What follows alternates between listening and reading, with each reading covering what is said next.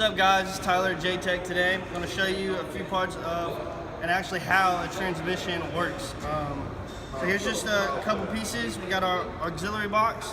This will transfer our high to low gears. We've got our shift lever right here. We've got our shift knob assembly. I'm just going to use this to show how we can switch to high to low. And then we got our shift case.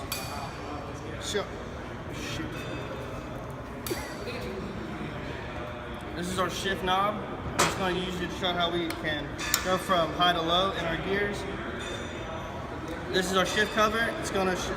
This is where it all happens in the transmission. It's going to change our gears, change whether or not we're high or low, and everything else in that aspect. So the other thing that we got, most important, is our transmission case, also called the main box. Sometimes people call our auxiliary our aux box. So let's get right on to it. I'll go ahead and show you our different gears. So looking at this, you're probably like, what the heck is this? So let me show you some basics. This right here is going to be our reverse idler gear. What this does is it allows the transmission to work in reverse. This set of gears right here is our main shaft, and these are our two counter shafts. This actually comes out, this is our input shaft, and then this side will connect to our auxiliary box. And if you want to come here, I'll show you the gears. We got first, second, third, fourth, fifth, and then this is our reverse gear. The way that the shift cover works, I know you saw these forks over here. This actually changes our gears, and the way it does that is it actually sits in these grooves right here. These move side to side, so whenever you're switching gears, it locks into the gear. So say I want to go to second gear, what it does is when I take my lever and I push it into second gear, it moves this sliding clutch there, and what happens is it runs off of that gear. So I know you're seeing everything else move, but the way we know that that's the only one in gear is because the sliding clutch is in second gear. So if all the sliding clutches are out, we're in neutral. Let me show you a little bit about that reverse. So say we want to go into reverse.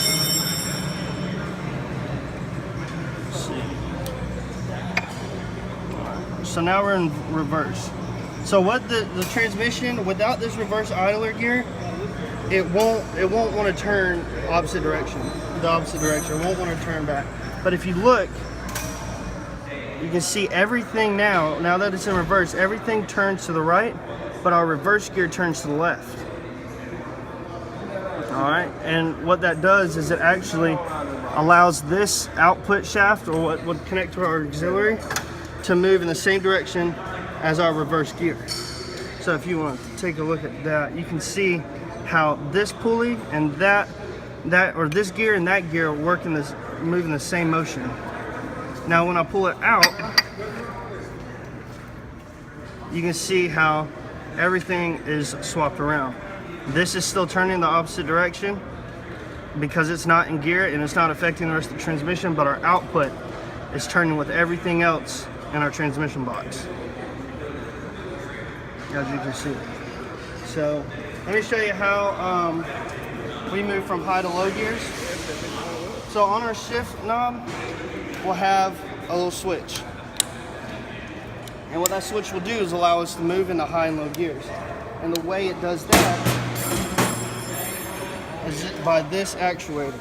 And this actuator sits alongside here, which will put us in a high gear or in our low gears. Alright, so I'm going to show you a little bit about our auxiliary box. The way this is connected to our transmission case is it gets here. And if you look at this gear right here, it's got teeth in the inside. It's got like an internal teeth. And what that does is it sits along this gear right here. Now when we want to go into our high gears, it'll fit around that groove right there, and then it'll run directly through the box. Now when it's pushed out, it's not running with those gears. So then everything else moves, and that'll be our low gears. That just allows our low gears to run through our auxiliary box. Like I said, when it jumps into high, it changes all of our gear set back to where at first it was 1, 2, 3, 4, 5.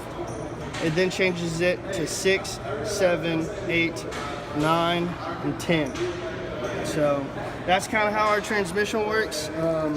Just some basic things on what we can do with our transmission and using hydraulics and pretty much everything that we need to do with transmission. So thanks for watching.